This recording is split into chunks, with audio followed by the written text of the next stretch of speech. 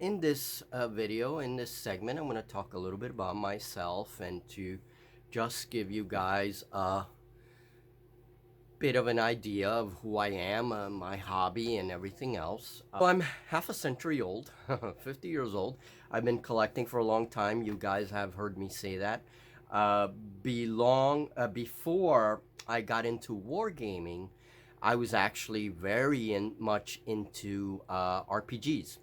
So I used to play a lot of pen and paper RPGs. So things like, D&D, that was huge. I had a huge collection of D&D books.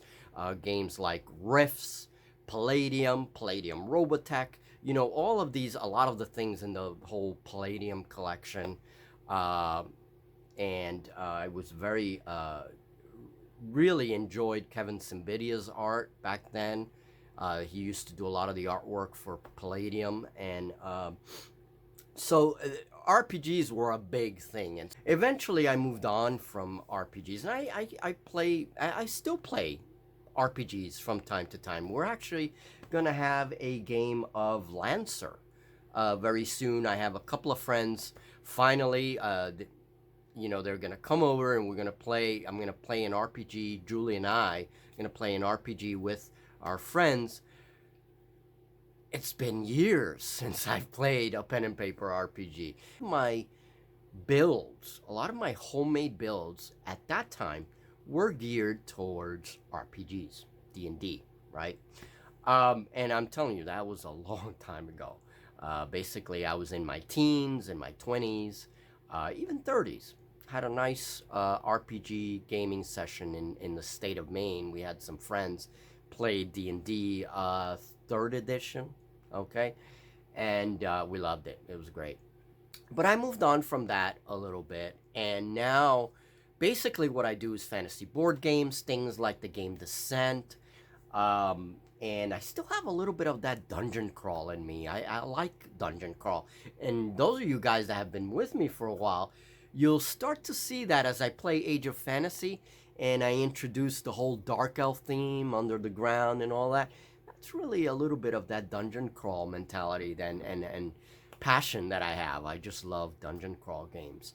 So later on, what got me into wargaming with miniatures is Warhammer 40k. And Warhammer 40k, for many of us, was sort of the doorway that got us into this amazing hobby, right? And back then, when I got into it, it was right at the end of 2nd edition, into 3rd edition. I started seeing 40k models right during the whole 2nd edition thing, and I actually purchased a couple of those 2nd edition models. I still have a couple of the Tyranids. I used to have some 2nd edition Space Marines. They were so different back then than they are now, and even between 3rd edition and 2nd edition, the differences were huge. Everything was 40k. 40k terrain, 40k this, 40k that, 40k this. And then I started to open up a little bit and started looking at other games. A buddy of mine in the state of Maine used to play historical war games. And that's a whole different, it's part of our wargaming community, but it's a different community at the same time, right? Those of you that are historical war gamers, you know what I mean. And he was he was an excellent painter. He was the kind of person that was really into detail when he worked on his models. I really admired that, actually. And he introduced me to this naval war game. I enjoyed it. It was a very different experience, the whole historical wargaming. And he had some really awesome models. At that time, I really wasn't into making my models, and I wasn't really into collecting anything else. I started branching years later. Recently, about 7 years ago, I had a hiatus in my wargaming hobby, like many of us do, and hadn't played in a while. And then I said, I was working at the time, I was working in a warehouse, a lot of heavy work, a lot of lifting and things like that. And I needed something, and to get my mind off things. And I said, I'm going back into wargaming. Let's see what's out there. And I actually started with Malefaux 1.5. And one of the things that attracted me about Malefaux that was so different from the war games that I was into prior to that was the fact that it was diceless, that it was a card-based war game, and that intrigued me. Moved on, I think, to 2.0, and by that time, you know, with the edition change and the models were actually changing, they were, first of all, metal. Most of the collection that I have is metallic, and I really like that. And then they kind of changed, and for many reasons, I just began to lose a little bit of interest. And War Machine was a game that I wanted to try for many years. Now, this was War Machine Mark II. Well, like there was War Machine Mark I and Mark II. This marked the different editions. So basically the middle edition, right? War Machine had been around for some time already. And I really liked it. You know, I loved the models, and it was more like steam fantasy. When I actually acquired the property with Julie, we had this nice workshop space that somebody had prior to us, and it was a woodworking studio. And I pretty much converted it into my sculpting studio. And then finally, after that, I actually took over the whole building, thanks to Julie, who's been great, and said, yeah, sure, take over the whole building. It also has a garage section. I took over everything, and now it is a wargaming studio. You move, and you're trying to move from place to place with a large miniatures collection and terrain, because I even had some terrain that I didn't want to discard just so I had something to play with.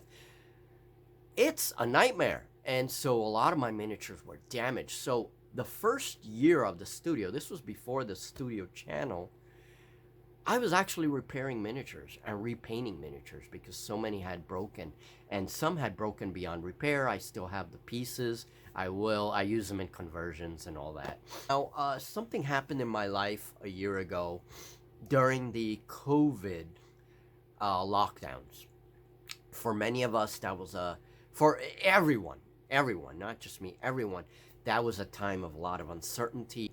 And still, in many places, there's still a lot of problems. We still, in our region, we still have a lot of problems with COVID. So I don't want to talk like it's over. It's really not. And I've always asked me, MJ, how is it you have so much time to work on these projects? You know, you're a machine, man. You're working on this, and all of a sudden you're finished, and now from sculpting you're going to this and that and this and that. Well, I was working in sales at the time of COVID, and, well, I ended up having chronic heart failure. Now, I was getting sick over a period of time, apparently. They still don't know what caused the heart failure, but because of the lockdowns and because of everything that was going on, I was kind of in a state of denial and didn't really go to the hospital right away. Key thing, if you start feeling sick, I don't care how young you are, don't take that for granted. By the time I got to the hospital, because of all the COVID issues and whatever going on that we heard of, I was going into liver failure and also into kidney failure. So by the time I got to the hospital, I had so much water in me. They took out 15 pounds of water from my body. Now, I'm a slim guy. 15 pounds of water, that's a lot of freaking water to take out of someone. And my right lung had completely filled with water. It was awful. It was the worst thing I've ever experienced. I went through a lot of different procedures. They had to stick a tube in my lung to drain all that water out. They took out like 700 milliliters of water from my right lung. Here I am, okay? Thanks to all those people in the healthcare industry who helped me, all the nurses, they were just awesome. And then dealing with COVID that they were dealing with in our area, I can't say enough about healthcare workers. I have a ton of respect for these people. So thanks to them, thanks to my doctor, I'm very lucky. Not everyone is this lucky when they have chronic heart failure to deal with it. And so one of the things that I did is, well, I have to do something. So I began to dedicate myself wholeheartedly to the wargaming hobby, to the channel, and to learning how to edit, to learning how to film. It's been a real hard road in a year, believe me, trust me. Filming battle reports, you think it's easy? Filming a good battle report and trying to get people's interest, and then editing battle reports, it's not easy. It's not. And actually, it takes me longer and longer to edit my videos, especially the battle reports, than it had when I first started this, right? And so now we have an office, and I dedicate time in the office as well as in the studio, and I have a whole schedule that I keep that keeps me active. Health issues to deal with. She has a lot of problems herself, and so, but now this experience has taught us, and now we look at wargaming as a way of just getting together, Julie and I, you know, and she can't always do it because she's sometimes in a flare, not feeling good, whatever. But when we can, she really enjoys wargaming. She's got into this hobby like myself. She comes into the studio, helps me out, and we do these videos together that you guys see, you know, our battle reports and stuff. So hopefully we can continue doing that, guys. And I also have my solo wargaming stuff, so when Julie's not around, we also talk about solo wargaming, because solo wargaming, one of the things that COVID did, and you guys know this, is that a lot of people got into solo wargaming because they still love the hobby, but they can't go to their clubs. They, you know, they can't go to the conventions. It couldn't do that kind of stuff. And so solo wargaming became big. And that's good. I like to see that. There are a lot of miniature rule sets now. I've noticed you have more solo wargaming rules. You have rules that are not only solo wargaming, but incorporate all three types of gaming: solo, co-op, and player versus player. I see that a lot lately, and that's really, really cool.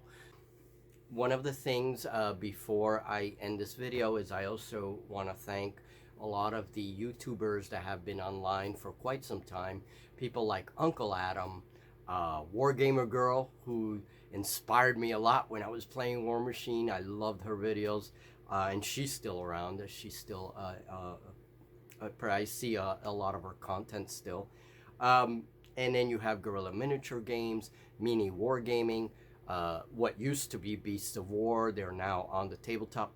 All those people, all those content creators have inspired me in one way or the other in my hobby, whether it's learning new tips or inspired me to actually have my own channel one day. These are the people. So, and the list is very long. Those are just a few. More importantly, even more importantly than that, is you guys.